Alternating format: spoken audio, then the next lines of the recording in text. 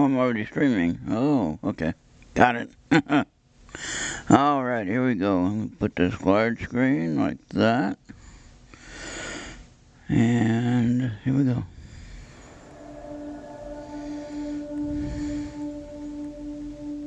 There was once a man who could not be confined to his own time, and indeed believed he traveled into the future.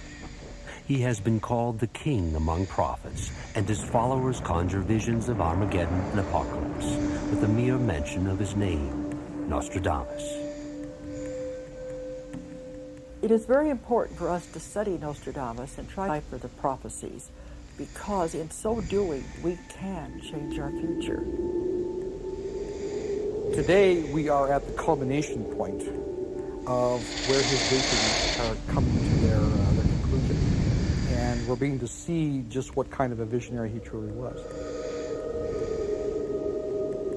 His collected verses offer proof, some say, that Nostradamus had visions of the future and saw such monumental events as the French Revolution, the space shuttle disaster, and the Gulf War with its alien weaponry centuries before they would actually come to pass. There are many who believe that his predictions of the future may well affect the lives of us all.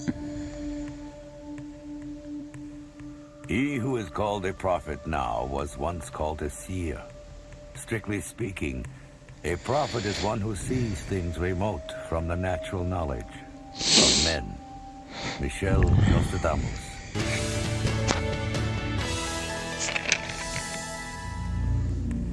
Nostradamus lived in the south of France, in the town of Salon de Provence. The cobbled streets here still echo with the footsteps of this true Renaissance man.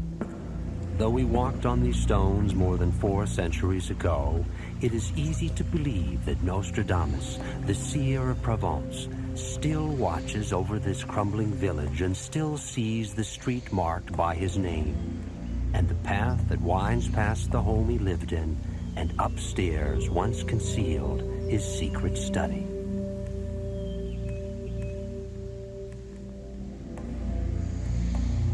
Sitting at night in a secret study alone, reposing over the brass tripod, a slight flame coming out of the emptiness makes me pronounce prophecies that will not be believed in vain. Michel de Nostradamus, 1555. He used the brass bell on a tripod, filled with water, the bowl filled with water on a tripod, to foresee the future. This was what the Delphic oracle did, and it's exactly the same method.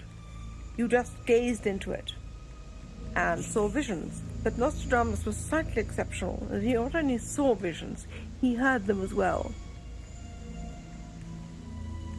He was an enigma in his own lifetime. Part wizard, part scientist.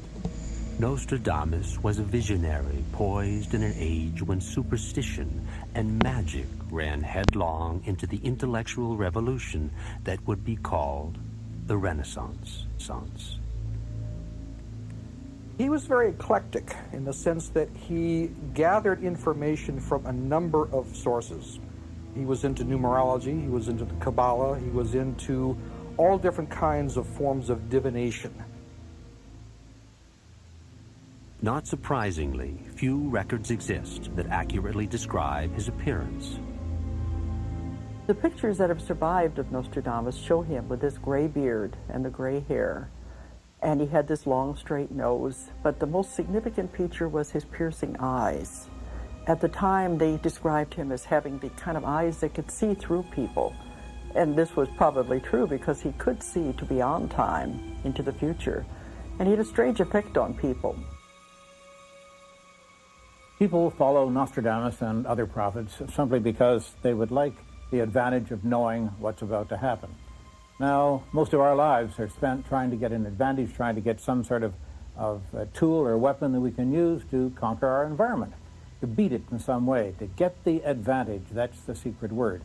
And if you know something about the future, that's an enormous advantage. It was an advantage that Europeans would recognize and celebrate as part of the Renaissance movement. Perhaps it is the immense eternity of the great God that has aroused the fervor of Nostradamus. Or perhaps a good or bad demon kindles it. Or perhaps his spirit is moved by nature and climbs to the heavens, beyond mortals, and from there repeats to us prodigious facts. I would not have believed him, had not heaven, which assigns good and evil to mankind, been his inspiration. Pierre de Ronsard, Renaissance poet. It was the Renaissance that marked the period of transition from medieval to modern times. The entire view of the universe was beginning to change. Into this world would come the child named Michel de Notre Dame. Michel de Notre Dame was born in 1503 in Saint-Remy de Provence. Provence at that time was not part of France, but was shortly to become such. He was born of a family of notaries and lawyers, people who were rather well-to-do. His grandfather, Pierre de Notre Dame, actually had changed the name of the family from Gassonet, a Jewish name, to Notre Dame, Our Lady, which couldn't be more Catholic and couldn't be more French. The family changed its name to avoid persecution by the Inquisition that raged through Europe for over 300 years. In Provence, the Edict of 1501 was enacted by King Louis XII, instructing all Jews to be baptized. In Nostradamus' time, the Inquisition was very active. And this made it very difficult for most people at the time because if they did anything that was even suggestive of what the church didn't like, they could be killed or they could have their land taken away and put into prison.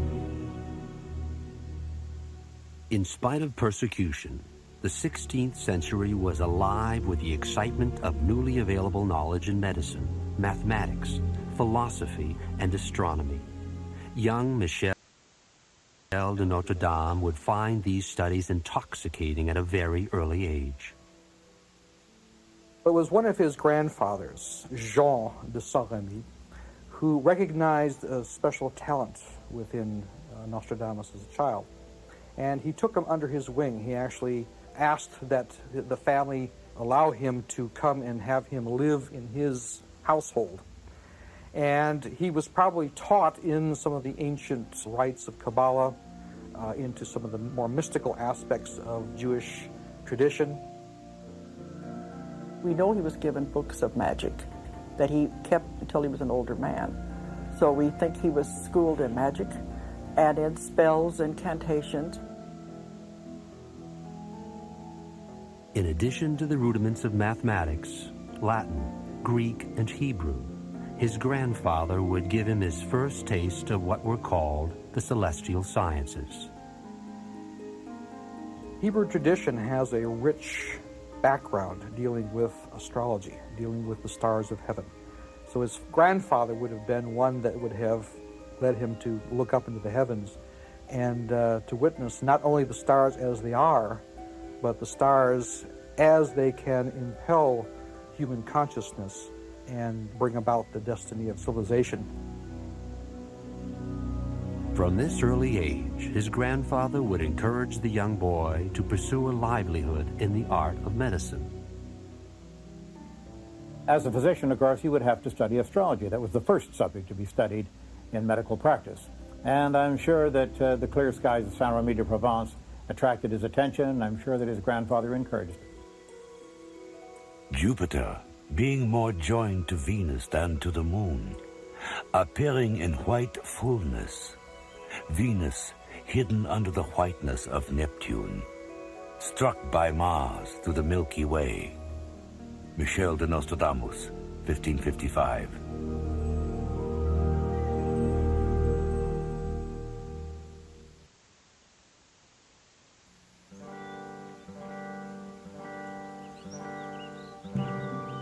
Young Michel de Notre Dame was the first of 4 sons, and early in life it was recognized that he possessed a gift. Nostradamus had visions of the future, even from early childhood. He didn't understand where these were coming from. He would have nightmares and dreams where he would see things, and he couldn't explain them to people. His grandfather was the one that recognized the abilities in the child as a young boy and would have helped him not only in his studies, but also in his development of those abilities. By 1517, Michel de Notre Dame turned 14 and was sent away to the ancient walled and towered city of Avignon to enroll in a curriculum of rhetoric, mathematics, music, and astronomy. Nostradamus had unorthodox beliefs about astronomy because in his day, according to the Inquisition, they believed the earth was the center of the universe. The sun, everything revolved around the earth. He didn't believe that was so. And I think it was because of his visions of the future he was able to see a lot of these things. He came to the belief to know that the earth revolved around the sun and that there was much more to the universe out there. It would not be for a quarter of a century that the Polish astronomer Copernicus would publish his theory of the solar system in a book called Revolutions of the Heavenly Spheres. Not yet 20 years old in 1522, Nostradamus, still a young student, would quickly progress to medical school.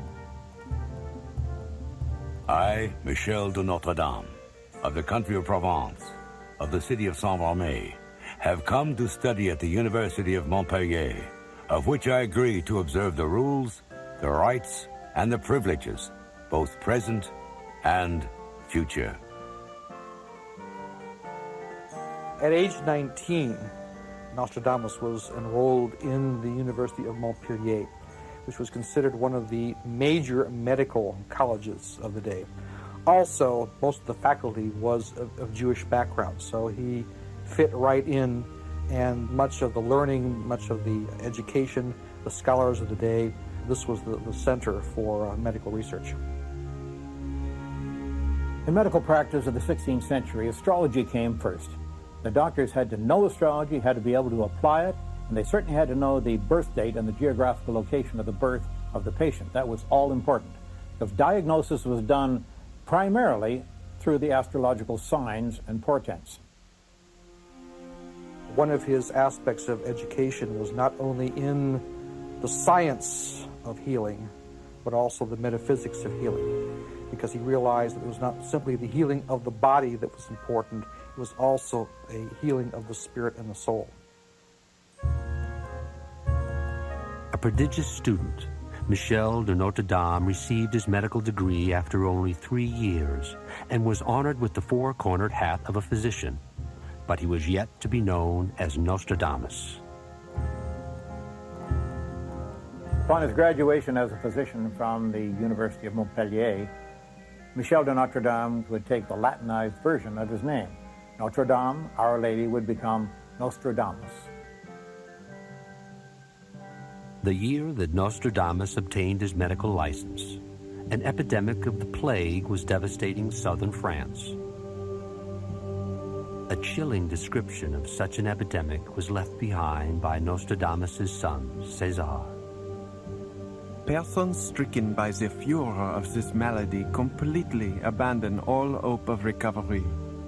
Their houses are abandoned and empty, men disfigured, women in tears. The stretcher bearers work on credit. César de Notre Dame, 1546. In the day of Nostradamus, of course, one of the greatest fears of everyone was being afflicted by the plague. It was almost universally fatal. When it hit a family, the whole family would go. They didn't know what the cause of it was. It was spread by rats, and the rats' fleas, of course. And Nostradamus and other physicians were busy every minute of every day, and they traveled all over Europe ministering to the sick.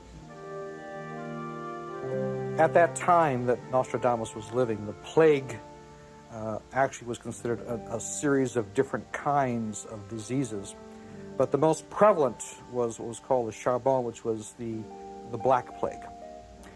And unfortunately, most of the medical doctors at that time had no method whatsoever of combating it. Most of them dressed in horrible-looking garb made out of leather, soaked in garlic, and they had treated their patients with potions made of mercury Medical science at the time was crude. Thousands died not only from the disease itself, but from the practice of bloodletting and other treatments of primitive doctors. If Nostradamus had never predicted anything, he would be remembered as one of the great healers of the 16th century. He had many progressive ideas about hygiene. He would not bleed his patients. He would make sure when he came into a town that the people had clean water, that any corpses in the streets would be immediately removed. He would often come into a town and send people out to collect rose petals to make his famous rose pills. Of course, in Nostradamus' time, there was no such thing as the science of pharmacy. There weren't any pharmacists, and every doctor had to mix his own chemicals to make his own medications. It had to be done at the right phase of the moon, with the stars and the planets in just the right juxtaposition. Otherwise, they thought that it wouldn't be effective. Nostradamus used lozenges that was composed of ground up not only the rose petals but also the rose hips, which contains the ascorbic acid, which is what we use today in vitamin C, which we know is something that fights infections. When he was 52, Nostradamus wrote down the formula of his rose lozenges. 300 to 400 red roses, plucked before dawn, are pulverized and mixed with sawdust from the greenest cypress, iris of Florence, cloves, odorated calamus root, and linaloes. Nostradamus, 1555. Little more is known of his remedy, but his cure rate was impressive.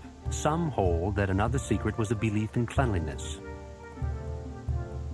He was able to avoid contracting the plague himself because he practiced hygiene himself. And this is one thing that he insisted on, that for himself, before going into the patients, that he himself was clean as well as the patients themselves were clean. Nostradamus enjoyed a growing reputation as he traveled throughout France treating the plague. While Nostradamus was traveling throughout southwest France, he received word from Jules César Scaliger, one of the leading scholars of the day, that he wanted to meet with him and to communicate with him and basically just share the knowledge and wisdom together. And so he invited Nostradamus to his hometown of Agen. And Nostradamus accepted the invitation, and the two of them got on quite well. Scaliger seems to have inherited Cicero's ability in eloquence, Virgil's in poetry, and Galen's twice over in medicine. I owe him more than anyone else in the world. Nostradamus, 1552. It was, in fact, at Scaliger's home in Agen that, at the age of 30, Nostradamus was married. Strangely, his wife's name has been lost to history. Nostradamus' first marriage bore him children. His wife was apparently very much beloved. It was a marriage of love rather than convenience.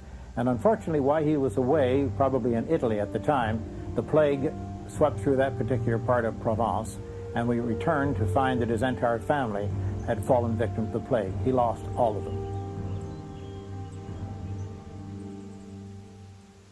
It was a bitter irony that his medical skill could not be used to save his own family.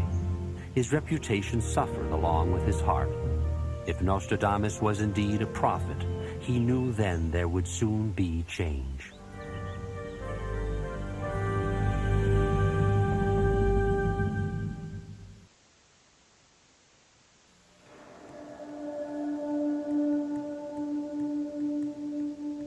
Until this point in his life, Nostradamus was known only as a healer and an intellectual. But the death of his wife and children from the plague marked a time of deep introspection and personal change. No one could have foreseen that when he emerged from this period, Nostradamus would be called a prophet. In 1538, while Nostradamus was still living in the south of France, he was informed that officials of the Inquisition wanted to question him. Wisely, he chose to avoid them, and still mourning the loss of his family, he set out on a wanderlust throughout Europe and beyond. Some believe this was a period of psychic awakening. One of the legends of Nostradamus' psychic abilities occurred when he was traveling in Italy. And he came upon a group of Italian monks, and to one of them he went up to and said, "Father." The monk was a Franciscan called Felice Peretti. Nostradamus fell to his knees and paid homage to the lowly friar, explaining that he must kneel at the feet of His Holiness the Pope. Indeed, in 1585, the young monk became Pope Sixtus V, fulfilling the prediction of Nostradamus. Nostradamus did not stay in Italy, but chose to broaden his search for knowledge. This was the time frame that he may have tapped back into his earlier childhood education of going to the ancient places of divination, the ancient mystery schools in Greece, in Turkey, and also particularly in Egypt. And we know that after, when he returned to France, he brought with him many of the different tools of divination. Upon his return to the south of France, Nostradamus took up residence in Salon de Provence, and here, in 1550, began to publish farmers' almanacs that included predictions for the future. I think that Nostradamus saw a sterling opportunity to start turning out almanacs, which were astrological predictions one after the other for the coming year. They'd be published sometime in December, and people would snap them up. Well, printing had just been introduced in that part of the world, in Provence, and he took advantage of it, and apparently he made himself a good deal of money publishing almanacs. But at night, the seer of Provence sat alone upstairs in his secret study and began to cultivate his famous visions of the future. The wand in the hand is placed in the middle of the legs of the tripod. He sprinkles both the hem of his robes and his foot with water. A voice, fear. He trembles in his robes. Divine splendor. The gods sit down beside him. Nostradamus, 1555. Most of the work that Nostradamus did in his divination, he did at night. And he lit candles throughout the upper floor of the room, which was his laboratory, you might say. And he filled the brass bowl with water. He then passed the wand over the bowl, and by moving a vibration across the surface of the water, this helped to open the veils of time. By looking at the reflection, he would go into trance. And by doing so, he would travel out of his body and into the future, into time. This is how he would see the visions that he saw. He would see them occurring one after the other in all their horror, not knowing what they represented, not knowing what time period he was looking at. But when he came back into his body, maybe as long as 2 hours later, he would find that he had written a 4-line poem, the quatrain. Nostradamus wrote 1,000 quatrains, dividing them into 10 groups of 100 each, which he called centuries. He wrote in his native French, but to protect himself from the superstitious witch hunters of the day, he obscured the verse with Latin and Greek and even anagrams. The first edition of his Centuries was published in 1566 and continues to be published to this day. The publication of the Centuries brought him such attention, particularly from royalty, that he began to get commissions for horoscopes being cast, specific questions about families and futures being answered. It was quite a roaring business. Nostradamus's predictions caught the attention of Catherine de' Medici, the reigning queen of France. Her interest in the occult and astrology was known throughout Europe. After the first edition of Les Vraies Sorceries was released, she immediately summoned him to the French court. And while he was there, she commissioned him to do a prophetic reading on all of her children. Nostradamus passed each of the Queen's 7 sons by his magic mirror. Very often, by looking into the mirror, he could not only catch an image of what the character of the person was now in the present moment, but could tell what the character of that person was going to be, what was their destiny line within their future life. Nostradamus pronounced that 4 of them would die, leaving only 3. History proved his prediction to be correct. The 7 branches will be reduced to 3. As obscure as these verses sound to many of us, they were very clear to others. Nostradamus's 35th quatrain of the 1st century was immediately seized upon as suggesting that the reigning king of France, Henry II, would die in a jousting tournament. The young lion will overcome the old one in single combat. In a cage of gold, his eyes will be put out. 2 wounds in one, then to die a cruel death.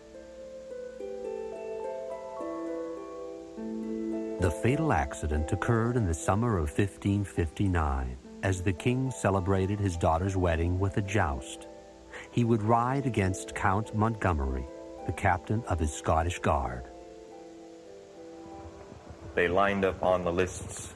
The horses galloped down, flinging sawdust and earth. There was stillness, thousands of eyes looking.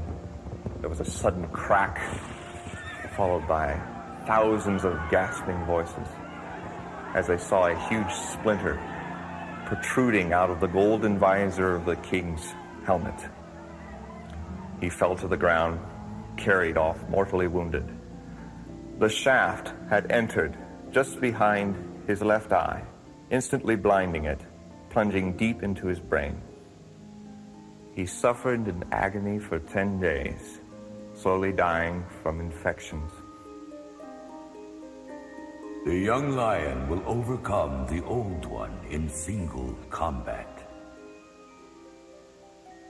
Every point of the prophecy came true. The young lion against the old lion.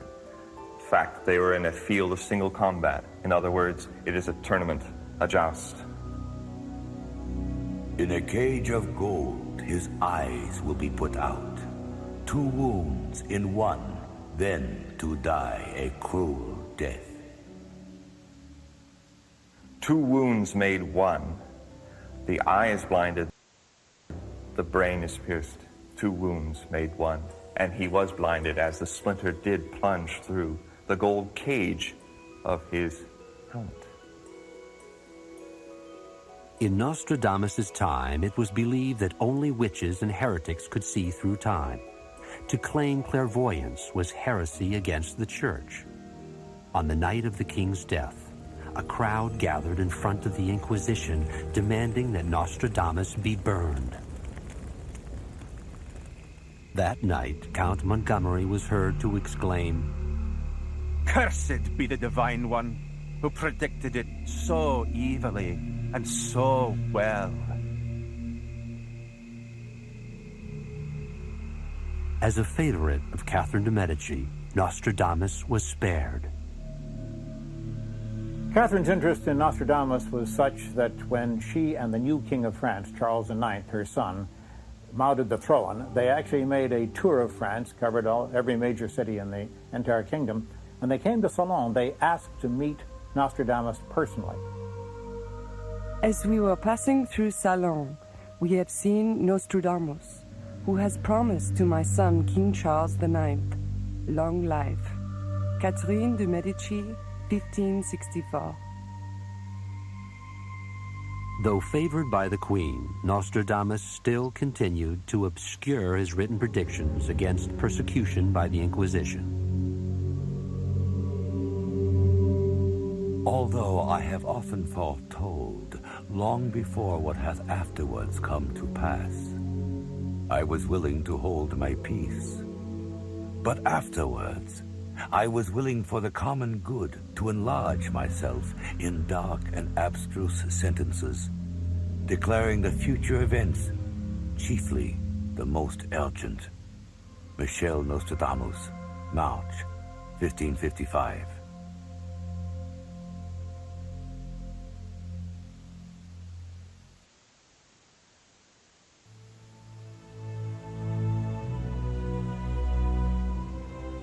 Nostradamus wrote down over 1,000 predictions, and there are experts who believe that over half have come true. The most startling deals with 3 powerful and tyrannical leaders, men he called antichrists. He called these antichrists because he didn't have any other name for them. But he meant people that would do horrible things against humanity, against people. The first antichrist was Napoleon. An emperor will be born near Italy. He will cost his empire very dearly. They will say that from the people that surround him, he will be found less a prince than a butcher. From a simple soldier, he will attain the empire. From a short robe, he will attain the long. Born in Italy, Napoleon did in fact begin in the short robe of a soldier, then later took on the long robes of an emperor. This seems to have been a window time frame that he was particularly interested in. And there are a number of verses, particularly that even name Napoleon and describe his career as rising and falling to a great degree of accuracy. For 14 years, he will hold the tyranny.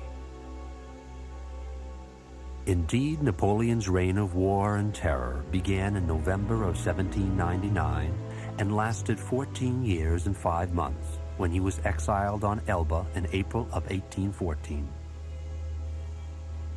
The second of Nostradamus' antichrists was Adolf Hitler, though Nostradamus referred to him in his quatrains as Hister. A captain of Greater Germany will, by his speeches, seduce great numbers. The most part of the battlefield will be against Hister. They shall subjugate the borders of the Danube. They shall pursue the crooked cross of iron. Nostradamus talks of Hister, Hister, the German of the crooked cross, the captain of Greater Germany, who shall come from Poland through feigned force. Now, if you can tell me anyone else called Hister or Hitler who gets into Poland, who's captain of the crooked cross, I'm asking you a lot. It obviously was Hitler. Hister, the enigmatic name that it uses, is a play on the ancient name for the Danube River, the Hister. This is the river that Hitler grew up playing next to, dreaming his dreams of conquest. Nostradamus' third Antichrist has yet to appear. Still, his record remains impressive. Many think the verses of Nostradamus foretold the French Revolution of 1789, 234 years before it happened. His quatrains describe in lurid detail the executions by guillotine of Marie Antoinette and King Louis XVI. Paris was never in such great disorder. The republic of the great city with great harshness shall not permit exit to the king. Elected French king causes tempest, fire, blood, slice. His opus, The Centuries, describes not only events in the future, but the methods he employed for divination. I extend my hand, holding the rod of branches. The answer comes to me as my arm trembles. One of the very first quatrains that is given in his book, The Centuries, actually talks about him sitting and using what he calls branchos, or the branches, holding them in his hand, and there being a movement within the branches and within his hands. This sounds very much like he was using a form of dowsing. It was through methods like this that Nostradamus may have foreseen the British adventures in the New World, only just discovered in the years before his birth. In several quatrains, he is said to have written about the British colonists striking out on their own in a war for independence. The West shall be free from the British Isles. There are many of his verses and also his prose writings where Nostradamus describes America, not only in terms of it being a colony, but also eventually being a free land, what he called the land of liberty. And he mentioned it by name in two of the verses. Nostradamus wrote of people he could never have guessed at, places that at his time didn't even exist. Dallas, Texas, November 22nd, 1963. The ancient work shall be accomplished from the roof. Evil lighting shall fall on the great man. Being dead, they will accuse an innocent man of the deed, the guilty one hidden in the misty woods. Some of Nostradamus' most significant prophecies deal with the assassination of the Kennedy brothers. One alludes to the first Kennedy, John Kennedy, the president, being killed by a thunderbolt in broad daylight. And indeed, the shots from the book depository building did hit him from the sky. Nostradamus wrote these verses in an upstairs study 400 years ago about a country not yet born 3,000 miles away. Many believe his visions reach even further.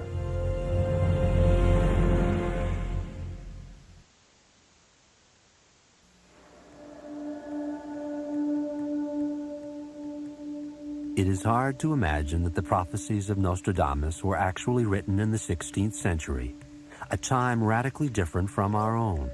Still, his predictions defy explanation.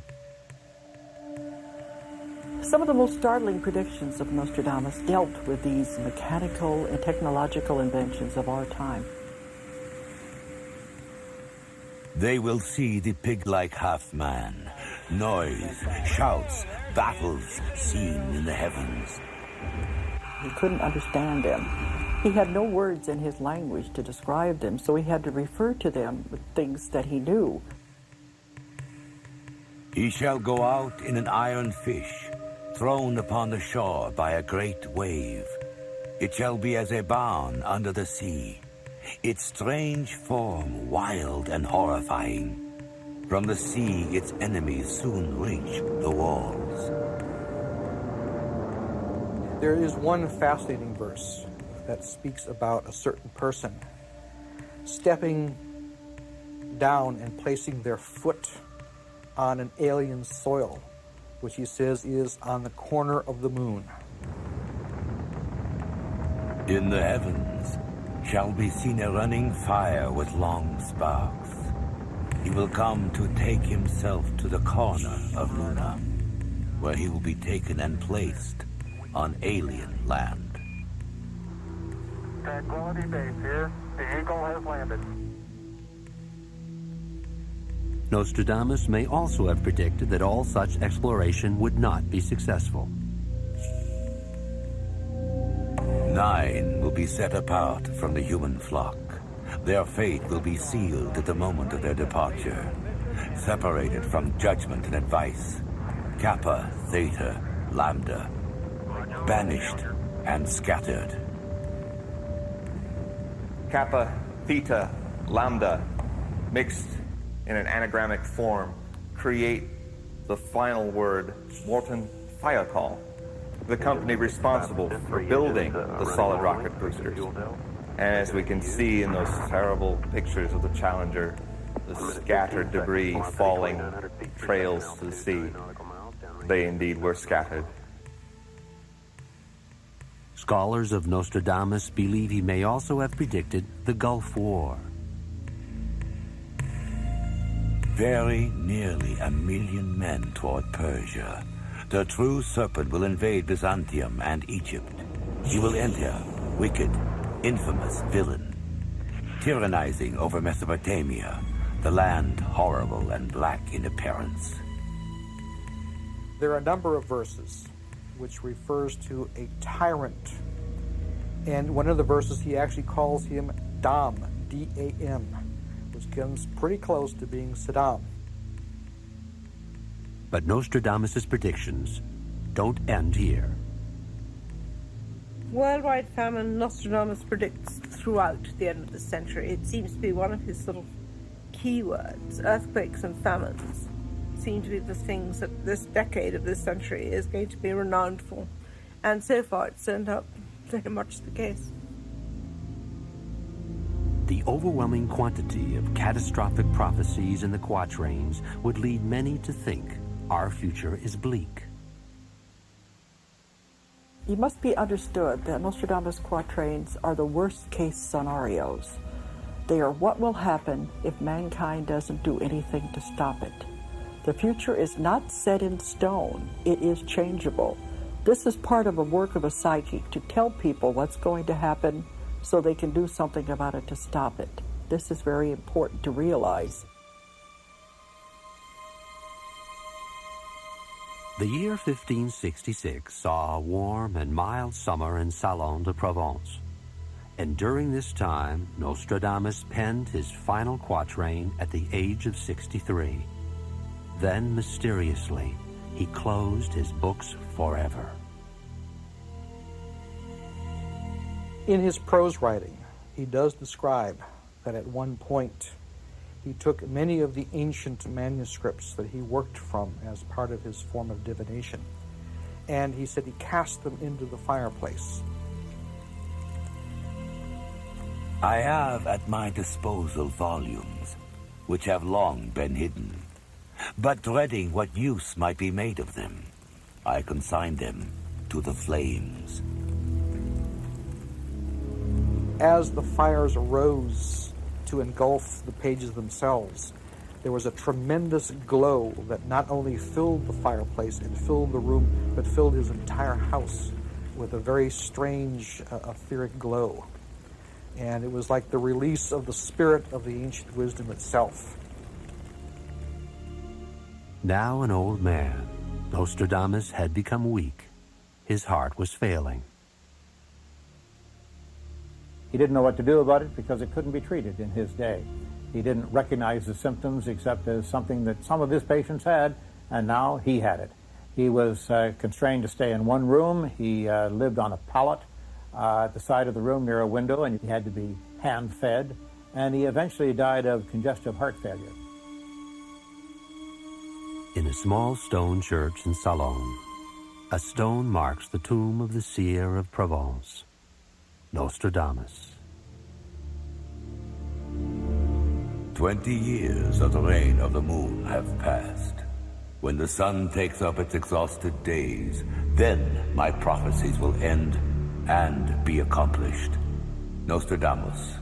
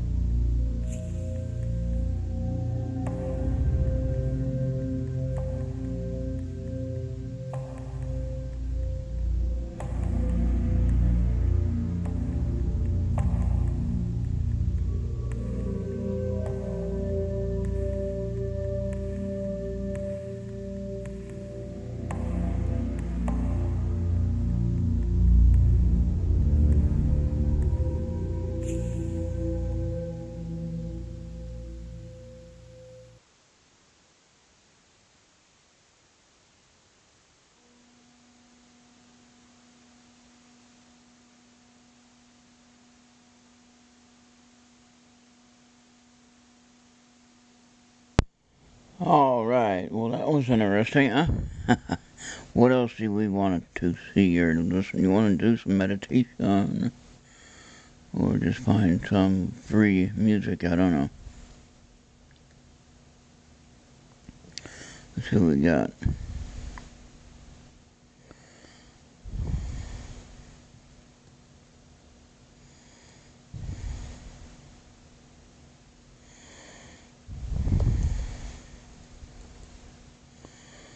Okay.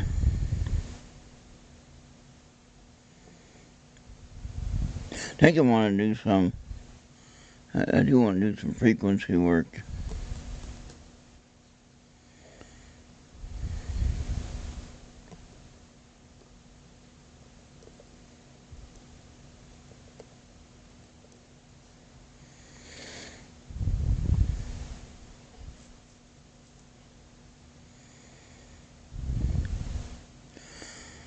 Anyone has any suggestions, let me know on the private chat on Skype or on Facebook.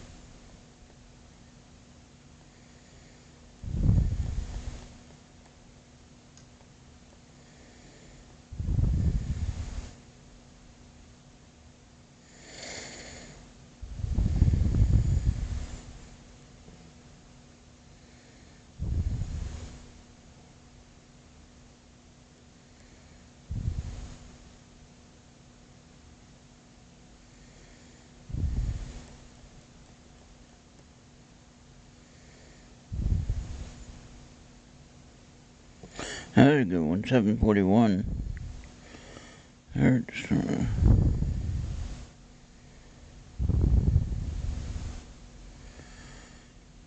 I don't know how that would help exactly. Would it help? Oh, overall inflammation healing. Huh. That could help my legs. Possibility. You want to try that one? Bobby, let me know on Skype if you want to try that one.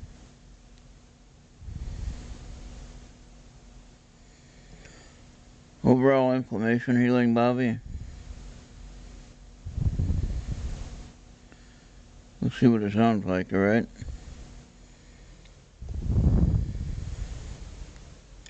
Or Esther. Somebody? Anybody, if you can hear me? Bobby, can you hear me now? Can you hear me now? Remember when that was a commercial?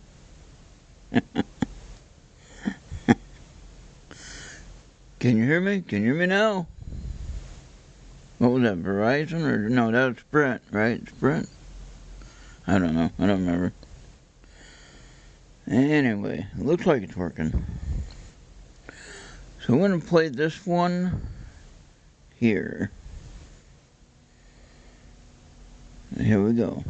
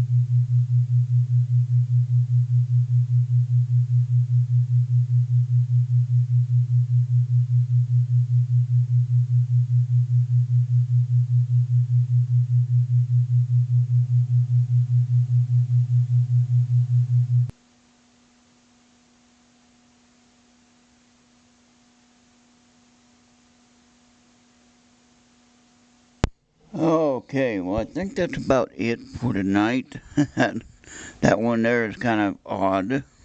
Sounds like it's the humming of the Starship Enterprise or something.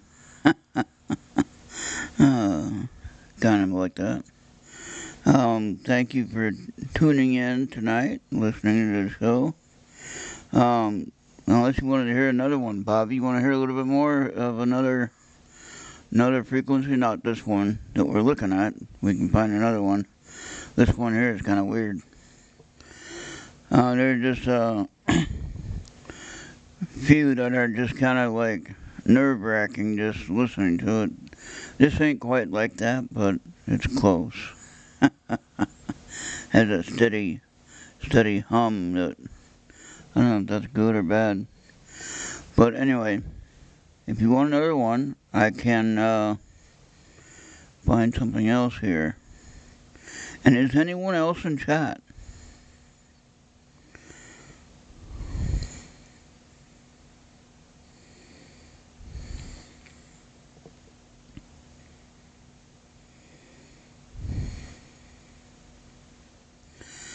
Is anyone else in chat?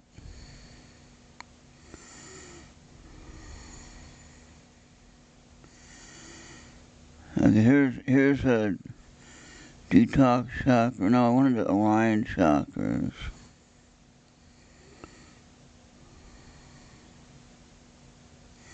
I always sleep pretty good when I do this.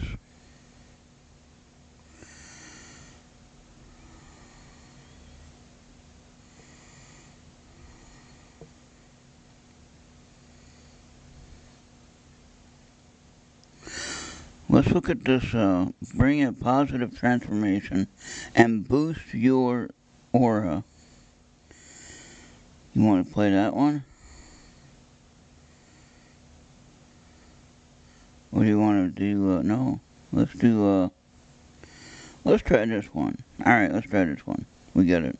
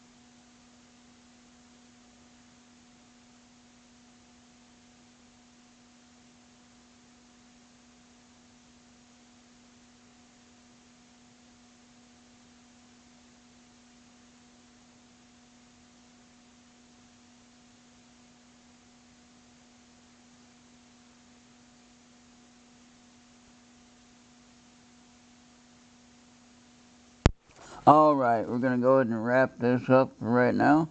Thank you for joining me tonight. Bobby, thank you for all your help on this stream, on the OBS thing, rather. Made it really easy. Hope you guys enjoyed that, and hopefully we can get more people listening and enjoying the music. We can stream it to Mixler without having to go through OBS, and on the YouTube channel I just do it right through here, and it's been green all the time. I don't know what the buffering was about. That was just a video resetting or whatever. But anyway, yeah, I'll be back in the morning for Mac Monday. And we'll have some more fun with this in the evening times when there ain't nothing else happening. Tomorrow night we got Total Brian Show on, so he usually plays for 5 hours. If he's home, I don't know if he's still on a camping trip or coming home or whatever. We'll see if he's going to be on or not. But if he is on, then we'll go ahead and definitely he'll play his show on my Mixler channel. Alright, so anyway, we'll see everybody on the next one. And again, thank you, Bobby, for helping out with everything. And have a great night.